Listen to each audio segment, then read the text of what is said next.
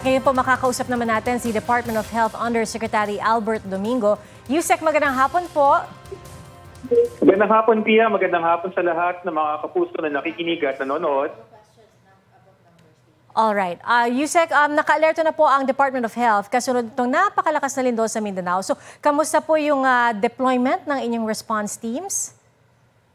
Opo, mismong si Secretary Ted Herbosa sa utos ng Pangulong Ferdinand Marcos Jr. ay naglanding na po 2:38 p.m. Thereabout sa Davao City kung saan sila naman ay tutungo doon sa General Santos na nakita natin ang laki ng pagkasira. Ang aming pong mga ospital ay nag-report wala naman pong natigil ang functionality pero may mga buildings po like for example sa Southern Philippines Medical Center ay nagsara muna sila ng outpatient department para yung tinatawag namin na surge capacity or pagka dinagsa na ng pasyente ay handa na po kami.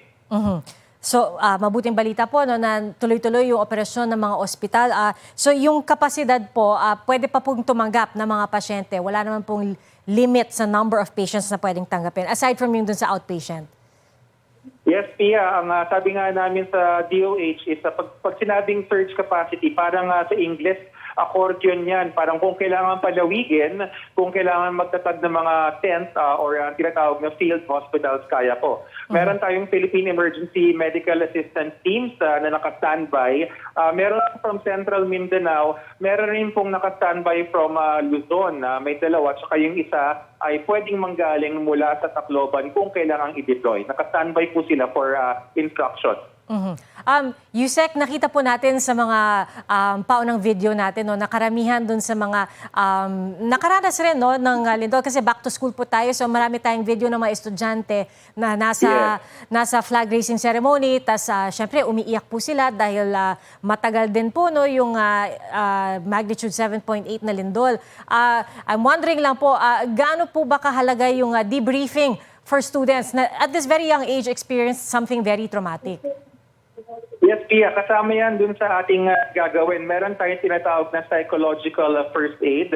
Yun pong ating mga health emergency response team sa on the ground. Ang isa sa mga unang ginagawa nila, syempre uunahin muna nila yung life-threatening kung meron mga ganong situations or mga physical injuries. Pero ora mismo nagkakaroon ng tinatawag na psychological first aid kung saan hindi siya simpleng kamustahan lang eh. Yung health worker ay trained na talagang tatanungin niya yung sitwasyon. Last name, kawawa, nakita ko rin yung video na yun, medyo naantig rin yung aking puso na kailangan asikasuhin yung mga bata. This is something traumatic for them. Definitely, hindi pa nila maramdaman yan before and I'm pretty sure for many years later kasi kakaiba talaga ang 7.8 magnitude. Kasama ang psychological first aid na gagawin natin.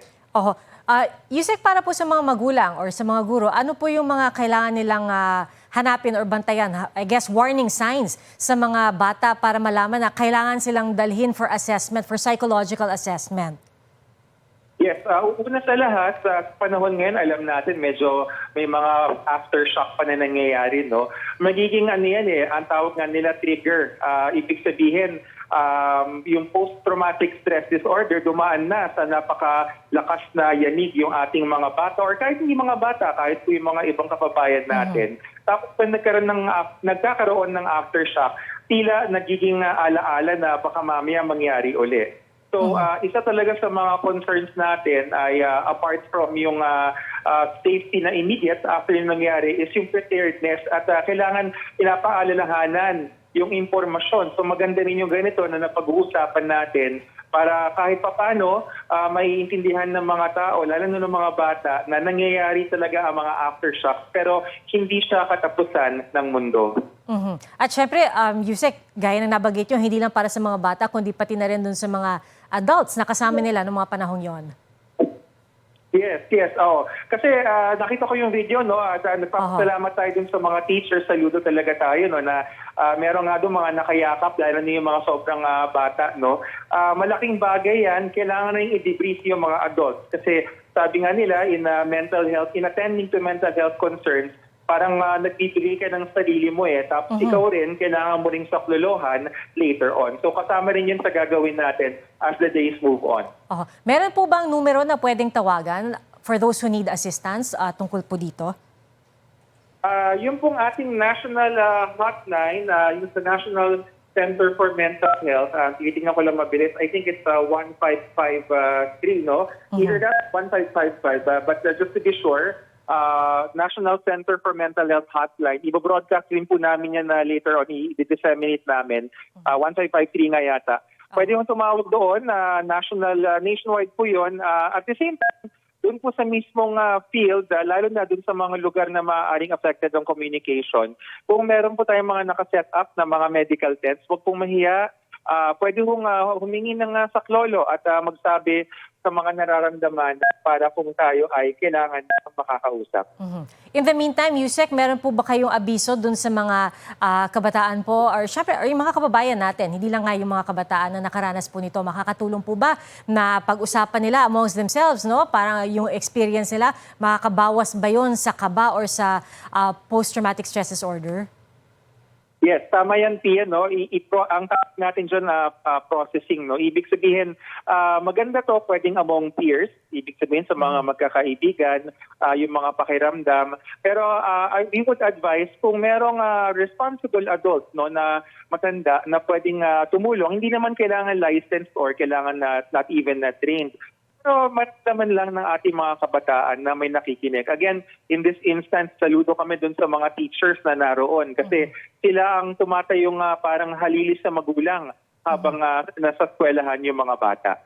O nga po, habang nagsasalita po kayo, pinapalabas po namin at pinapakita namin yung video, yung ibang mga guro, sila na mismo ang yumayakap doon sa mga estudyanteng umiiyak habang Exactly. habang lumilindol. Yusek, maraming salamat po. Meron pa po ba kayong huling abiso or panawagan, paalala sa ating mga kababayan po? Opo, tandaan po natin, makinig po tayo sa mga announcement ng ating mga local government unit. Inaasahan pa rin po ang mga aftershocks, no? Maging alerto pa rin po tayo. Huwag nating kalimutan na yung mga basics like yung duck, cover, and hold. At kung tayo naman po yung mga nasa lugar na may mga buildings, huwag po tayong basta bumalik. Antayin po natin na abisuhan tayo ng all clear. Kahit na ilang oras na yung nakalipas kasi baka mamaya iisipin na okay na, hindi na naman gumagalaw. May mga aftershocks po pong inaasahan. Maging ligtas po tayo palagi. Maraming salamat po, Department of Health Undersecretary Albert Domingo.